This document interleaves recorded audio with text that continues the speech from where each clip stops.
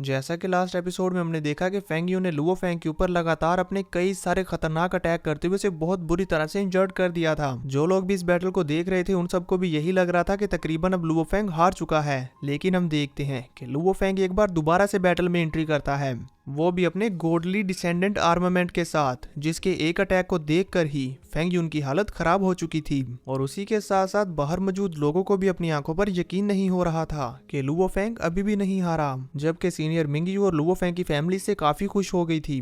अब आगे इस एपिसोड की स्टार्टिंग में हम देखते हैं कि फेंग यू अपना चेहरा पकड़ते हुए जोर जोर से पागलों की तरह हंस रही होती है और फिर अचानक से एकदम से सीरियस मूड में आते हुए अपनी विंड डोमेन को रिलीज करती है और कहती है, आखिर इस गॉडली डिसेंडेंट आर्मामेंट को हुआ क्या है, ये तुम जैसों के हाथों कैसे इस्तेमाल हो सकता है। इसी के साथ फेंग यून अपनी डोमेन को काफी दूर दूर तक फैला लेती है, जिसकी वजह से उसके आसपास मौजूद जितने भी मीटियोराइट्स थे वो सारे के सारे इसके कंट्रोल में आ चुके थे। तो अब वो अपनी विंड डोमेन की हेल्प से उन सभी मीटियोराइट स्टोन्स को यूज करते हुए एक बड़ा सा टोर्नेडो बना लेती है, जिसके अंदर रहते हुए वो उसे कंट्रोल करते हुए उसमें से बड़े बड़े स्टोन्स के टेंटिकल्स निकालती है और उनसे फेंग पर हमला करते हुए उसे अपने नजदीक आने से रोकने की कोशिश करती है। लेकिन हम देखते हैं कि फेंग बड़ी आसानी से उसके इन सभी टेंटिकल्स को डॉज करता जा रहा था और जब वो उसके नजदीक पहुंचने वाला होता है कि तभी उसके सामने काफी सारे स्टोन से बना हुआ एक टेंटिकल आ गया था, जिसे फेंग ने अपने गॉडली डिसेंडेंट आर्मामेंट का एक स्लैश लगाते हुए कुछ सेकंड में ही डिस्ट्रॉय कर दिया था। ये देखकर फेंग यून अपने स्टोन्स के बनाए हुए टेंटिकल्स का इस्तेमाल करते हुए फेंग को चारों तरफ से घेर कर उसमें फंसाने की कोशिश करती है, लेकिन हम देखते हैं कि फेंग अपने वेपन का यूज करते हुए बड़ी ही आसानी से इसके सारे स्टोन्स को चकनाचूर कर देता है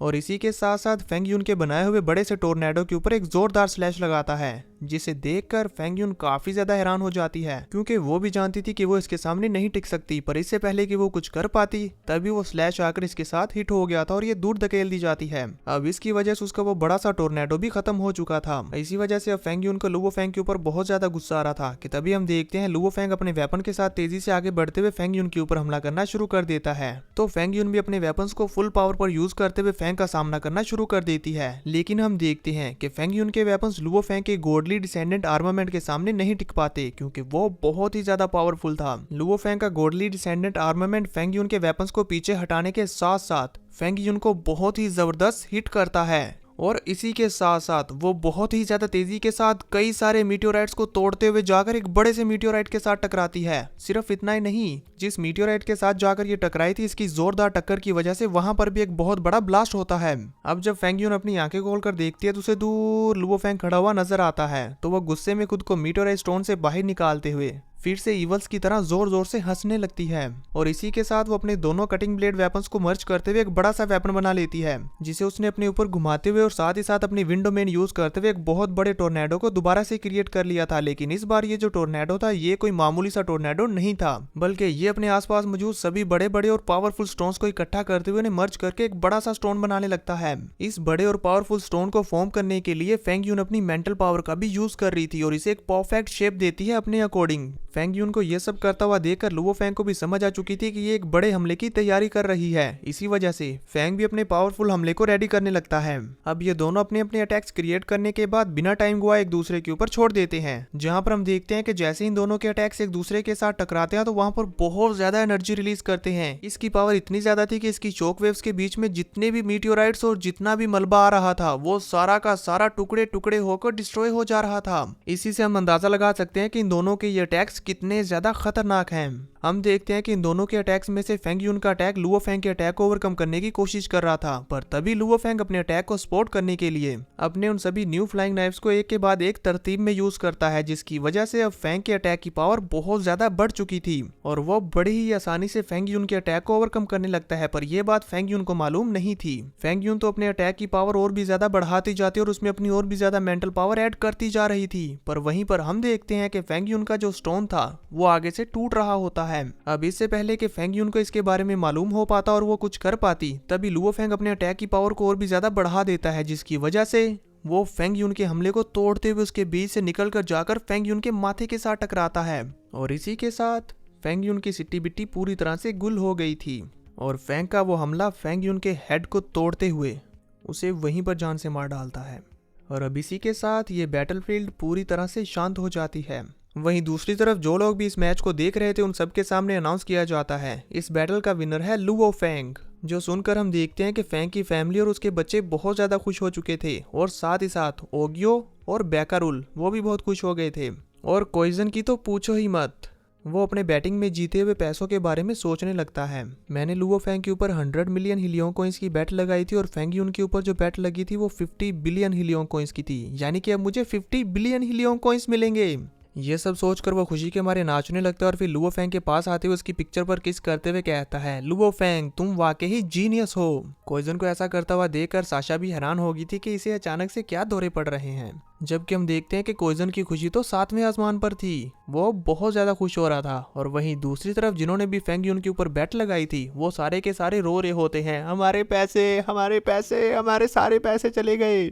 जबकि नुलानसन क्लैन लीडर को लुओ फैंग की जीत पर बहुत गुस्सा आ रहा था। ग्रैंडपा हारग्रेव एकदम शांत थे और 9th प्रिंसेस उस बेचारी के तो होश उड़ चुके थे। सीनियर मिंग यू और मास्टर कबू दोनों ही लुओ फैंग की जीत पर खुश हो रहे होते हैं। अब इसके बाद हमें रैंकिंग लिस्ट में दिखाया जाता है कि लुओ फैंग की पोजीशन अब टॉप 1000 वॉरियर्स में 51 हो चुकी है, जिसे फैंग भी अपनी आंखों के सामने देख रहा होता और इसे देखने के बाद वो कहता है, प्रीलिमिनरी सिलेक्शन मैच अब खत्म होने वाला है, चलो देखते हैं फर्स्ट ब्रदर और सेकंड ब्रदर क्या कर रहे हैं। इसी के साथ फैंग अपने रिस्ट डिवाइस पर देखने लगता है कि वॉरियर ली शन और लीडर होंग का भी क्या हाल है, जहां पर उसे सिर्फ लीडर होंग नजर आते हैं जिनकी पोजीशन 998 थी। इसी के साथ सीन शिफ्ट होता है और दूसरी तरफ हमें दिखाया जाता है लीडर होंग को, जहां पर नाबिनी और लीडर होंग के बीच इतने ज्यादा खतरनाक अटैक्स होने के बावजूद भी अभी भी कॉम्बैट फाइट हो रही होती है, यानी कि इन दोनों में से कोई भी हार मानने को तैयार नहीं है। ये दोनों लगातार एक दूसरे के साथ फाइट करते ही जा रहे थे। इसी बीच ये दोनों एक दूसरे के ऊपर पावरफुल हमले करते हुए एक दूसरे को पीछे भी हटा देते हैं, लेकिन फिर भी ये दोबारा से एक दूसरे पर हमला करने लगते हैं। ये दोनों एक दूसरे के साथ कॉम्बैट फाइट कर रहे थे कि इसी दौरान प्रीलिमिनरी सिलेक्शन मैच का काउंटडाउन शुरू हो जाता है, पर ये लोग फाइट करने से नहीं रुकते। काउंटडाउन खत्म होने से पहले भी ये दोनों एक दूसरे को किसी न किसी तरह से हराना चाहते थे, जिसमें हम देखते हैं कि नबीनी लीडर होंग के ऊपर एक खतरनाक हमला करने में कामयाब रहता है और वो अपनी दोनों स्वॉर्ड्स के साथ लीडर होंग के ऊपर एक जोरदार हमला करता है, जिसकी वजह से लीडर होंग बड़ी तेजी के साथ दूर जाकर बिल्डिंग्स के साथ टकरा गए थे। और इसी के साथ प्रीलिमिनरी सिलेक्शन का काउंटडाउन भी खत्म हो जाता है और यहाँ पर मौजूद जितने भी वॉरियर्स थे वो काउंटडाउन खत्म होने के बावजूद भी एक दूसरे के साथ फाइट कर रहे थे। पर इसी बीच वर्चुअल यूनिवर्स कंपनी इन सभी को एक एक करके टेलीपोर्ट करना शुरू कर देती है। काउंटडाउन खत्म होने की वजह से अब नाबिनी लीडर होंग से कहता है, दुआ करना कि अगले मैचेस में तुम्हारा सामना मुझसे ना हो। जिस पर लीडर होंग खुद को संभालते हुए खड़े होकर कहते हैं, सच कहूं तो मैं इसी के इंतजार में हूं, यानी कि लीडर होंग इसका सामना करने से नहीं डरते। और ये चीज नाबिनी को थोड़ी सी खटकती भी है। पर इससे पहले कि ये दोनों एक दूसरे को कुछ और भी कह पाते, ये दोनों के दोनों टेलीपोर्ट होकर यहाँ से जा चुके थे।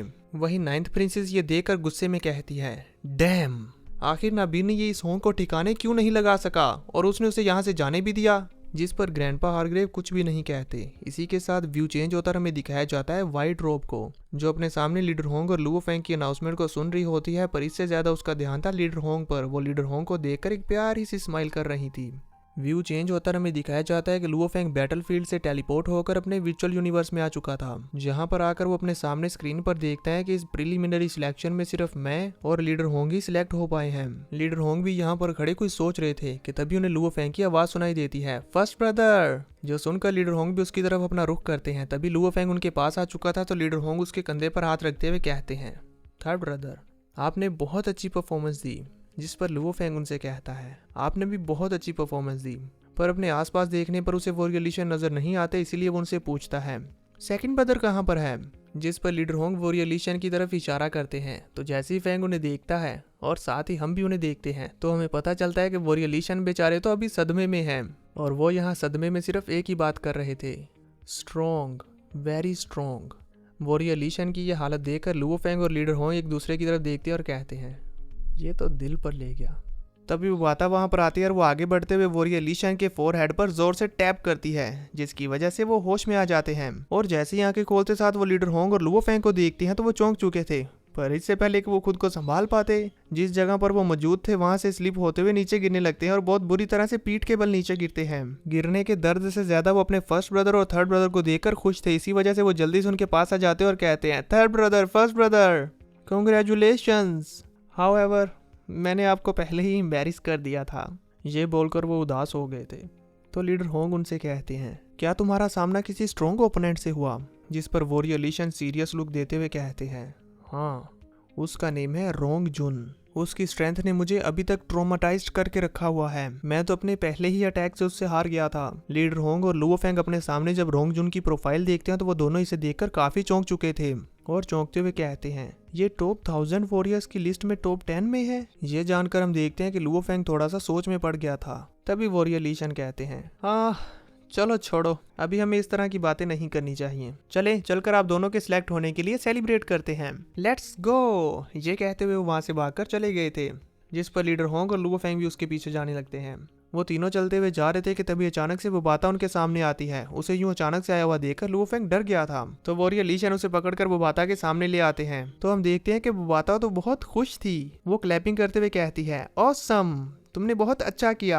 मेरे युनमू प्लेनेट के स्टूडेंट के तौर पर तुम ग्रेट हो। ये कहते हुए वो अपना प्यार दिखाते हुए बड़े ही क्यूट वे में लुओ फेंग के गालों को खींचने लगती है। वॉरियर ली शन उसे ऐसा करता हुआ देख रहे थे, तभी मिस्टर वू भी उसके पीछे आ जाते हैं और वॉरियर ली शन को चेयर अप करते हुए कहते हैं उदास मत हो, तुम बस इस बार अनलकी थे जो तुम्हारा सामना रोंग जुन से हुआ। मिस्टर वू की यह बात सुनकर हम देखते हैं कि वॉरियर ली शन सोच में पड़ गए थे, जबकि वहीं लीडर होंग बोबाता को लुओ फेंग के साथ ऐसा करता हुआ देखकर हंस रहे थे।